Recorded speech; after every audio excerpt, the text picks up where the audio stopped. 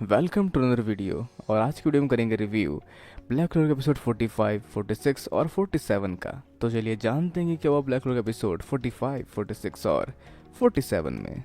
तो अब तक ब्लैक क्लोवर में ये लोग जाते हैं अंडरवाटर टेम्पल, जहाँ पर मैजिक स्टोन पाने के लिए इन्हें एक छोटे से कंपटीशन में कम्पीट करना पड़ता है। लेकिन तभी वहाँ पर आई ऑफ मिडनाइट वाले लोग पहुंच जाते हैं, जो काफी खतरनाक होते हैं। जहाँ सामने आता है वेटो, जिसको हराना इन सब के लिए काफी हद तक मुश्किल होता है। जहाँ अंडरवाटर टेम्पल के फाइटर्स भी हार जाते हैं, लेकिन मागना और लक हार नहीं मानते और अपना मिला जुला वार करते हैं वेटो के अगेंस्ट। जहाँ आगे उनका वार लगता है वेटो को, लेकिन उसे इससे कुछ नहीं होता, जिससे एक इंटेंस इम्पैक्ट जरूर क्रिएट होता है, लेकिन इससे कुछ होता नहीं वेटो को। जहाँ लक और मागना अपने सारी एनर्जी के साथ ये जंग हार जाते हैं और बेहोश होकर गिर जाते हैं। पर इस सबके बावजूद आस्था पीछे नहीं हटता और वो उस पर वार करने आगे बढ़ता है। जहाँ ये फाइट आस्था के लिए जीतना काफी मुश्किल हो सकता है, पर किसी तरह से वह खरोच देने में कामयाब हो जाता है वेटो को, जिसके लिए छोटी सी खरोच बस एक लकी शॉट था आस्था का। और वो आस्था और कियाटो को इन सभी लोगों जैसे कुचल देगा, जिसकी माना काफी ज्यादा इंटेंस है। लेकिन इन सब के बावजूद कियाटो और आस्था इसके अगेंस्ट लड़ना शुरू करते हैं और अपना पूरा बेस्ट देते हैं, जानने के बावजूद कि वो लोग हार सकते हैं। और इस इंटेंस फाइट को बाकी सारे मैजिक नाइट्स भी अपने अपनी जगह से महसूस कर पाते हैं, जो कि उस समय उस जगह नहीं थे। तो आगे ना जाने कहाँ गोचे बढ़ रहा होता आगे, लेकिन उसके अगेंस्ट एक अपोनेंट सामने आता है जो चेन मैजिक का इस्तेमाल करता है, जिसका गोचे नहीं रोक सकता अपने मिरर मैजिक से, क्योंकि मिरर रिफ्लेक्ट करती है लोहे वाले चीज़ों को, वो रिफ्लेक्ट नहीं कर सकती। पर फिर वो यूज़ करता है रियल डबल का और अपने मिरर मैजिक का इस्तेमाल करने जाता है इसके ऊपर, जो कि होता है रिफ्लेक्ट रेफ्रेन, जिससे बच जाता है अपने आसपास अपने माना से चैन लपेट कर। तो इतने भारी भारी स्पेल काफी तक थका देते हैं गोचे को, जहाँ वो सोचता है कि क्या किया जाए। तभी शायद यहाँ सामने आता है ग्रे, एक केकड़े के रूप में, जो यहाँ पर रियल डबल बनने की एक्टिंग करता है गोचे के साथ, जिस पे इसका वार पड़ता है और वो एक तरफ गिर जाता है। जहाँ से लगता है कि दोनों गोचे काम के नहीं रहे, लेकिन एक गोचे सच में रियल है, जो कि अपने मैजिक का इस्तेमाल करता है इसके ऊपर, जो कि होता है उसके पास पहुंच के मिरर मैजिक लार्ज रिफ्लेक्ट रे का इस्तेमाल करना उसके ऊपर। तो यहाँ गोचे थोड़ा सा लकी निकला कि इसको मिल गया यहाँ ग्रे, जिसके वजह से हरा पाया इस शख्स को। तो आगे इन्हें देखते चार में जिसके और ये बढ़ते हैं, लेकिन तभी एक ट्रैप मैजिक एक्टिव हो जाता है, जिसमें वो लोग फंस जाते हैं, जो कि शायद इनकी एनर्जी ड्रेन कर रहा है इनकी बॉडी से। तो क्या करें और क्या करें क्या करें सोचते हो ये देखते सामने चारमी को जो पड़ी हुई है, और गोचे सोचता है ग्रे की शक्ति को सही इस्तेमाल, जो कि चीज़ों को ट्रांसफॉर्म कर सकती है, और वो एक पत्थर को ट्रांसफॉर्म कर देते हैं एक बड़े से मीट में। और चार्मी को कहता है कि कोई तुम्हारा खाना चुराने आया है, और वो उठती भी है। जहाँ वो ऐसे उठती है जैसे कि गली में गली क्रिकेट खेलते हो कुछ बच्चों ने आंटी की नींद खराब कर दी हो, मतलब एकदम खराब मूड में, और अपनी शक्तियों के साथ, जो काफ़ी कमाल की होती है वैसे। इसके वाइन मैजिक को बिना इंटरप्ट करने देकर खुद को इसको 3 हिट लगातार मारती है। अब जहाँ चार्मी की नींद का तो नहीं पता, पर इसके होश जरूर उड़ जाते हैं उसके वार खाकर। पर बेचारी चार्मी के साथ धोखा हुआ है, ये मीट नहीं पत्थर था जिसको ट्रांसफॉर्म किया गया था एक मीट की तरह दिखने के लिए। और इसके अलावा ग्रे की शक्तियाँ, मतलब मैजिक खत्म हो रही है और वो इंसान बनने जा रहा है, मतलब अपने बेस फॉर्म में आने जा रहा है, जो कि उसका रियल रूप है, जिससे वो काफ़ी ज़्यादा डर रहा है या डर रही है। तो हाँ, वो एक लड़की है जो कि 24 साल की है, और जो बहुत शर्मीली अपने चेहरे को किसी को भी दिखाने को लेकर जो शर्माती रहती है अपने बेस फॉर्म में आने के बाद, और इसलिए किसी न किसी का रूप लेकर वो पड़ी रहती थी। तो यहाँ पर ग्रे है 24 साल की, और गोचे और चार्मी है 19 साल की। तो इन लोगों के पास कोई मैजिक नहीं रहे इनसे लड़ने के बाद, पर कुछ लोग हैं जो अपने कतरे कतरे तक, अपने हर एक स्टेमिना के दौर तक हार नहीं मानेंगे। जो आस्था और कियाटो है, जो लड़ने में लगे हुए हैं वेटो से, और उस पर एक भी वार ना कर पाने के बावजूद वो हिम्मत नहीं हार रहे। जहाँ एक आखिरी बार और करने जाता आस्था उसके ऊपर, जहाँ उसका वो हाथ पकड़ लेता है। पर खैर आस्था यहाँ भी हार नहीं मानता और उसके हाथ को काट लेता है, भले हाथ काम ना करे, पैर ना यूज़ कर सके, पर हार फिर भी नहीं माननी। जहाँ पर तभी उसको छुड़वाने के लिए कुछ पीछे से आवाज़ आती है, जो कि आवाज़ होती है काहोनो और नोलेल की। हाँ, मतलब मैजिक काहोनो का होता है, पर आवाज़ यहाँ बाद में नोलेल की भी आती है। अब जहाँ पर आस्था ने अभी भी हार नहीं मानी और एक और आखिरी बार करने जाता है, जिसका बाउंस बैक उसको मिलता है, जिसको पूरी तरह से जख्मी होने से बचाती है काहोनो अपने मैजिक से। और क्या ये लोग हील कर पाएंगे काहोनो की शक्ति से इन सबको, और क्या मौका देगा हील करने का इनको वेटो, जहाँ सभी जख्मी हैं, भले ही वो काहोनो के जान बचाने वाले हो या फिर नोलेल के टीममेट्स हो। तो हील करने का समय तो नहीं मिलेगा, जहाँ पर कहानो चिल्ला के उठाती है कियाटो को, और दोनों का कॉम्बो यहाँ शुरू होता है, जहाँ कहानो का म्यूजिक और कियाटो के डांस फॉर्म की जुगलबंदी सामने आती है, जहाँ दोनों का मैजिक मिल चुका होता है, और सामने आता है सी गॉड स्लैश वार, जो सच में काफी पावरफुल लग रहा है, जो वेटो के डॉज करने के बावजूद उसको खरोचे दे देता है। लेकिन इसके और वार भी होते हैं वेटो के पर, जिसको ये काउंटर कर रहा होता है। पर कियाटो और कहानो बचपन से काफी कमाल के थे, और उन्होंने शायद ये मोमेंट और ये एनर्जी साथ मिलकर जमा की थी, जो कि इनके एक वार के तौर पर सामने आती है जो सच में काफ़ी पावरफुल हो सकती है।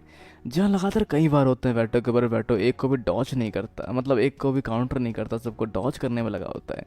जहाँ लगातार कई वारों के बावजूद भी वेटो को कुछ नहीं होता, वो वैसे ही खड़ा होता है जहाँ उम्मीद ये थी कि शायद वो हार सकता है। जहाँ वेटो के लिए कमाल के जिस चिड़िया वाला गाना और उसका डांस चूहे की दौड़ जैसी है, जहाँ वेटो उसके वार को डॉच करता हुआ अपना वार करता है जो कि इसकी एक टांग काट देता है और उसको एक किनारे कर ये आगे बढ़ता है कहानों की ओर, जहाँ उसका वार उसकी स्ट्रेंथ यानी कि उसके गले पे होता है और उस प्रीस्ट के भेजे गए कुछ इल्यूजन के बावजूद भी वो काफी आसानी से उसको काउंटर करके पीटने जा रहा था कहानों को, जहाँ पर बीच में इंटरप्ट करती है उसको नोलेल।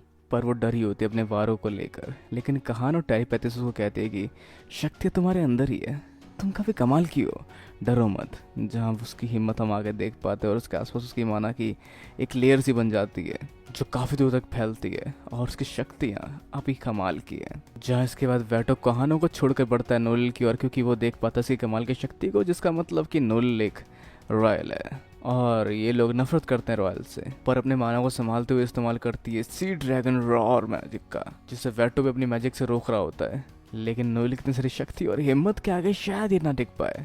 जहाँ नोएल का बनाया हुआ सी ड्रैगन उसके आर पार निकल कर, मतलब उसको पार करके बाहर बने वाटर टेम्पल के गुम्बद को भी पार करके आगे निकल जाता है। जहाँ इस वार का असर जरूर हुआ है जिसकी वजह से वेटो के एक हाथ अब नहीं रहता। जहाँ वेटो न जाने के गुस्से से आदमी बुला होने लग जाता है और उसे आते कुछ फ्लैशबैक, जहाँ पे वो देख पाता है कि कुछ लोग थे जो कि तबाह हो गए, जिनके ऊपर हमला हुआ, जो वैसे आगे का स्पॉइलर इसको भी स्पॉइल नहीं कर सकते। जिसके बाद उसकी तीसरी आंख खुल जाती है और उसके बाद यूज़ करता है मिथिकल बीस्ट मैजिक का, जिसके इस्तेमाल से उसका डैमेज हाथ भी दोबारा उग जाता है। जब वो अपने वार का इस्तेमाल करने जा रहा होता है और यहाँ पे उसके अगेंस्ट नोएल यूज़ कर रही होती है अपनी सी ड्रैगन रॉर का, जहाँ उसके अंदर कोई भी माना नहीं बची, उसका वो वार डिफ्लेक्ट होकर बाहर चला जाता है, जिसका कारण होता है आस्था, जिसने अब भी हार नहीं मानी। पर यहाँ वेटो भी हार मानने को तैयार नहीं, जो नाउमीदी दिखा के रहेगा, दिला के रहेगा आस्था को। पर इस सब फाइट के बीच में इसके झटके महसूस हो रहे थे कहीं और भी, जहाँ वेनेसा भी उसके इस पावर को फील कर पाती है। जहाँ उसको हराना उसकी टेंशन नहीं है, उसकी टेंशन है अपने दोस्तों को ढूंढ पाना। जिस सब के बीच कैप्टन ने भी काफी ज्यादा बेचैन हो जाते हैं, जो कि इस स्पेटल मैजिक से बाहर निकलना चाहते हैं और अगर उसने ऐसा नहीं किया तो उसको भुगतना पड़ेगा। पर अगर हम बात करें वेनेसा की, तो उसका अपोनेंट काफी हद तक एक चैलेंज साबित हो रहा है, जो कि अपनी सुई को यहाँ वहाँ गाड़ कर उसे वाइब्रेशन पैदा करके उसकी वाइब्रेशन से वेनेसा के मूवमेंट को कम कर रहा है। लेकिन वो नजदीक आता चला जाता है वेनेसा के, जहाँ पर वेनेसा अपने थ्रेड मैजिक से उसके हाथ पैरों को काबू कर लेती है और वो अब कंट्रोल में है वेनेसा के, और उसका मैजिक उसे भारी हो जाता है और वो खुद का माना सोकर एक बूढ़ा इंसान या फिर सूखा हुआ इंसान बन जाता है। तो कैसे दोबारा अपने पैरों पर खड़ा हुआ आस्था, इसका कारण थी कहानो, जिसने अपने आखिरी मैजिक के कतरे से आस्था को हील किया ताकि वो शायद नोएल को बचा सके या फिर लड़ सके इसके अगेंस्ट। तो आस्था अब इससे लड़ने को तैयार है। जहाँ ये सब छुप छुप के देख रहा है फिनरल, तो इस फाइट और पहले की सारी चीज़ों को अपने दिमाग में प्रोसेस करके कंफ्यूज है फिनरल की वो यहाँ से जाए या दोस्तों की मदद करे, जहाँ भागना एक अच्छा ऑप्शन हो सकता है। तो इस सब के बीच दोबारा सामने आता है मिथिकल बीस्ट मैजिक का, जिसके वार से सारे जो भी यहाँ लेटे पड़े उन पर हमला होने वाला है। लेकिन तभी वो सारी बॉडीज उड़ती हुई किसी धागे में बंद कर बचती है, जिसको बचाती है वेनेसा और वो बांध देती है वेटो को। पर हम जानते हैं इससे वो खुलवा लेगा अपने आप को।